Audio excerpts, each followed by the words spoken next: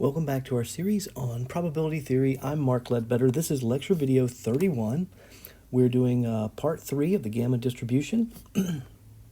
And so last time we talked about the gamma function. We did not get to the moment generating function, but we needed to do some careful integration and see how to do integration by parts, review that, and make sure that we understood the process used there, because you're going to need that for the problems that you're going to be assigned. So let's continue on. And so I've written before, last time I wrote the PDF of W, and this is also written as gamma alpha theta. And remember that alpha is the shape parameter and theta is the scale parameter. Okay, so the bigger theta, the more the less variation. The smaller theta, the more variation. And the bigger that alpha becomes, that you change from, say, if alpha is 2, then you have a linear function. If alpha is 3 in x, if alpha is 3, then alpha minus 1 is 2, you have a quadratic, and then so forth. So that's why it changes. So let's look at the properties of the gamma distribution. And I have that I'm going to first show that the gamma distribution is a PDF. You can look at the terms here, and since x is greater than 0, alpha is greater than 0, theta is greater than 0, then f is definitely greater than 0. There's no negative signs anywhere. E raised to some power, except for in the exponent, e raised to some power is always positive. X being greater than 0, even if alpha is less than 1, this is still positive. Gamma and theta are positive, so, alpha and theta are positive, so there you have it. It's positive. So now we need to show that the integral of f of x dx equals 1. So we write out and exchange this and make sure that you put your limits of integration for x there. Gamma of alpha is a constant. I can pull that out. I could pull out theta, but I know what's going to happen because I'm taking an integral with respect to x over theta in the exponent. I'm going to divide by 1 over or negative 1 over theta, which is going to be times theta. So that's going to impact my theta to the alpha down here. And again, I use integration by parts. Here I'm going to choose y is equal to x over theta, so that will, the x will go away when I take the derivative. I have x here, and so I need to substitute in for x. Okay, I'm letting y equal x over theta because I have x over theta in the exponent here. So maybe I should do a different color for that one. So because of this, I choose to let that be y. However, I have an x here, so I have an x here, and so I need to substitute in for x, so I need to solve this in terms of x as well. So x is going to be theta times y. So now I'm using a u substitution, or a y substitution, if you will, for x minus theta. I take the derivative of y, I get dy, 1 over theta dx. I solve for dx because that is what I am substituting in for here. I need to substitute in for dx, so that gives me theta dy. And I'm going to change my limits of integration so that here, as x approaches infinity, notice that if I plug in infinity for x here, y goes to infinity as well. And when I plug in that x is 0, then y is going to be 0. And so I keep the same limits of integration, but since I'm making this substitution, you need to make sure that this is very clear. Okay, that you check these limits of integration. Oftentimes they change, and if you don't change them, you get a very wrong answer. Things won't work out, and you'll wonder why. So always change your limits of integration or change back. In this case, we don't have the opportunity to change back, so we need to change those limits of integration so we can continue. So 1 over gamma alpha, 1 over theta to the alpha. I've substituted in for x. I've substituted in for negative, or for x over theta. Notice I did not get rid of the negative sign here. I did not let y equal negative x over theta. That is a trick or a technique we want to keep. We want this negative exponent to stay. And then I substitute in for dx, and I get theta dy. I go through, and now I rearrange everything, and I'll let you look at that. But notice that here, this is going to be theta to the alpha minus 1, y to the alpha minus 1. So I've taken them, broken those up, or decomposed them. And so what happens is all the thetas cancel. And so we're left with this, and lo and behold, what do I have here? This is infinity. Please remember that's infinity, not 1. I don't know why I wrote 1 up there, but it's infinity. That is the gamma of alpha. So I have 1 over gamma alpha times gamma alpha. That's equal to 1. So I told you need to be able to recognize this gamma distribution, and here is your first thing. So hence, this is a PDF. We have done our proof. Now let's get the moment generating function. So that's the expected value of e to the tx.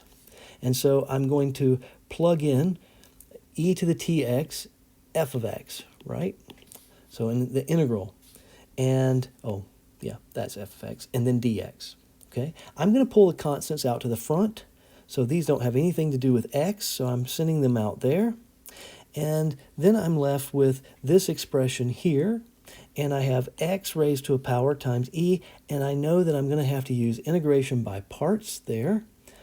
If I'm not able to arrange this in a certain way. So I've rearranged it, cleaned it up. So one of the tricks that I needed to do here, and this was an exercise in the book, and they tell you to make sure that you do this substitution or do this rearrangement here. So what I'm doing is I want to have, basically, I want to have a negative x over theta. And then I have a constant that's in front of that, okay? So I like to see the original form of the PDF. So when I have this, so what I've done is I already factored out x here. Now I factor out 1 over theta. So negative 1 over theta minus t. If I factor out 1 over theta, that's just like multiplying by theta. So what I'm going to do is multiply by theta 1 over theta. So I'm going to keep the 1 over theta out, and I'm going to distribute this here, and I end up with negative 1 minus theta t, and then the 1 over theta. And of course I have the x. If the x is over here, that'll be there. And so that's what we did there. Okay, so now we're going to let, for the integration by parts, we're going to let y equal the exponent, except for the negative, here. And so dy, so we're not doing, we're not doing integration by parts. It's another u substitution. So dy is given here. Then I solve for dx, which is here. And again, I have x, so I need to solve this for x as well. Here's the expression of x. And now I need to check my limits of integration. Now watch, x equals 0. Remember, this is y. Y is here. When I put in x is 0, I get y is 0, fine. But when I put in x is infinity, oh, yep, okay, never mind. In this case, I still get y is infinity. All right, there's one we'll see it's negative, so that changes things. All right, so I substitute in. I'll let you look at that. I cancel out, and then I rearrange this in such a way that I have, what do I have there? I have the gamma of alpha. So again, pattern recognition. I pull out everything, make this look like a gamma function. Then these cancel, and I'm left with this, but I need to make sure that the exponent stays positive.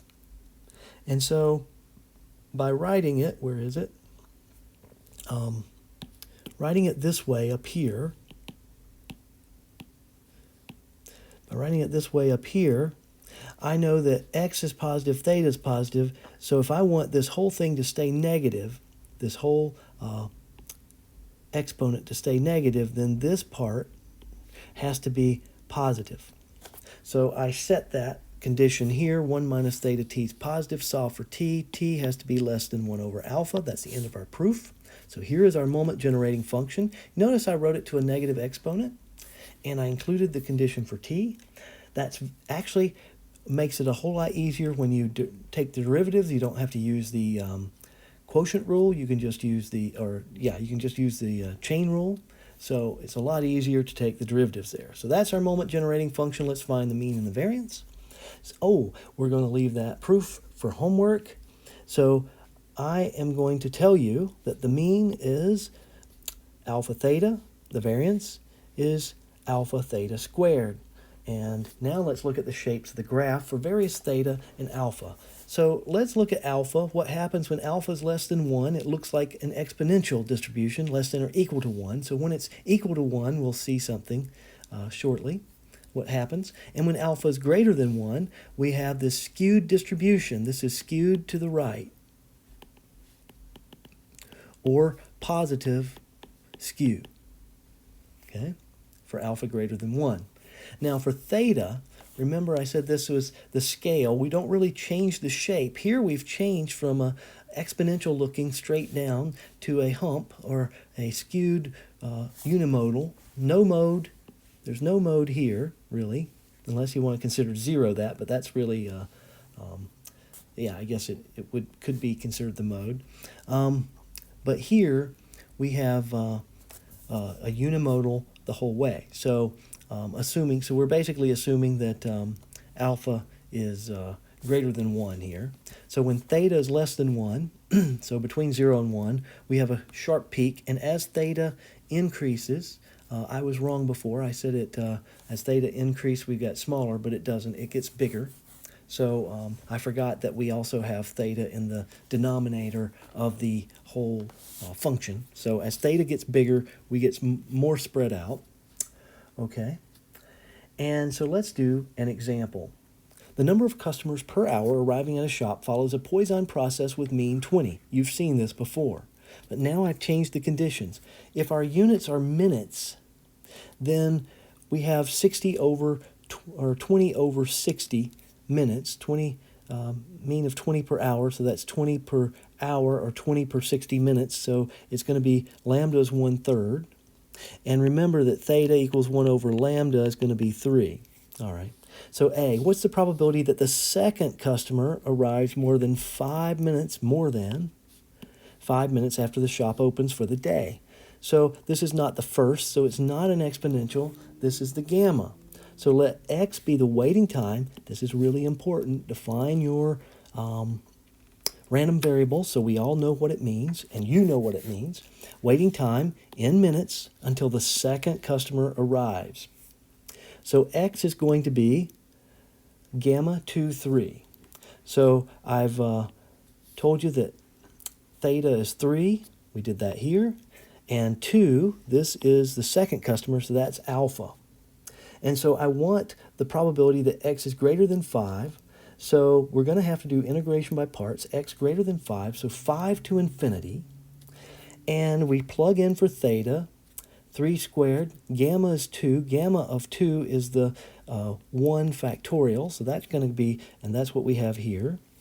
And then I plug in for alpha is 2. X is 2 minus 1. That's just x, which we have here. And then we're left with e to the negative x over 3 dx. And where we have this expression, and I want to integrate that, so I'm going to have to do integration by parts. I let u equal x. I let du equal, so then du is equal to dx. I let v equal 1/9 e to the negative x over 3. I could take the 1/9 anywhere I want, but I know that when I integrate this, I see ahead that I'm going to divide by negative 1/3, which is going to be negative 3, and so I'm going to affect that. And so here I do the integration, and here is the result. So now I plug in, here's what I'm trying to do. So I plug in u times v is here. There's a negative. right? Okay. And then minus the integral of v du, but I've got this negative still, so that becomes a positive. And then I only have a constant, 1/3 e to the negative x over 3. So that is, I can integrate that. And so I need to use L'Hopital's rule because for the first term here, if I look at this, I have x, which is infinity, divided by e to the infinity, right? So this is x over, so I've got negative 1 over 3 e to the negative x over 3. At infinity, this is infinity divided by infinity. Actually, this is, yeah, not that becomes a positive. So infinity divided by infinity, it's indeterminate. I need L'Hopital's. So I'm going to take the derivative of the top, which is going to give me a negative 1. I take the derivative of the bottom, which is going to give me, I've got 1/3 times 3, so I'm going to, so the derivative, L'Hopital, is going to give me negative 1 over e to the x over 3. And now, if I plug in infinity, this goes to infinity. This is a constant. That's going to be 0.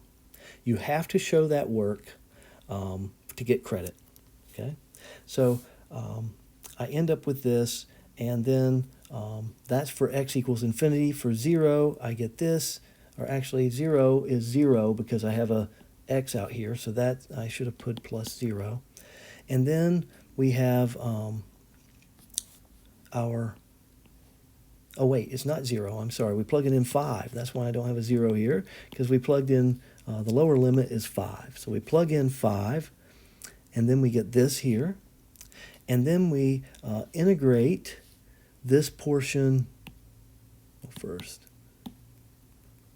So we're going to integrate this here, and we end up with negative e to the negative x over 3 from 5 to infinity.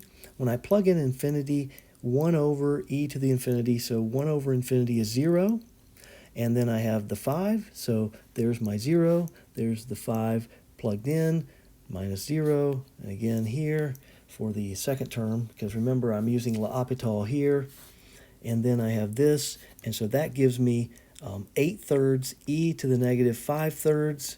I want to see this, so please make sure you include this step. I want the exact solution, and then we can give the 4, rounded to 4 decimal places for that. All right, so I'm going to continue on and do another example, and then finish up this section. I apologize that this video is this long. But I figure that's better than having 4 videos. So, example 2, telephone calls arrive in an office at a mean rate of lambda equals 2 per minute, according to a Poisson process. Let x denote the waiting time, so this is part of the solution, in minutes until the 5th call arrives. So, this is another way of stating, but giving you x. And then what is the complete PDF of x? This is something I love to ask on tests. So we plug in for f of x, and we plug in for, so theta is going to be 1 over lambda, which is 1/2. And we're using minutes, so it's the same units. And alpha is going to be 5 in this case. We're waiting till the 5th call. So we substitute those in, and we end up with 4/3 x to the 4th e to the negative 2x for x greater than or equal to 0. This is the complete PDF because it has the support of x. What's the mean?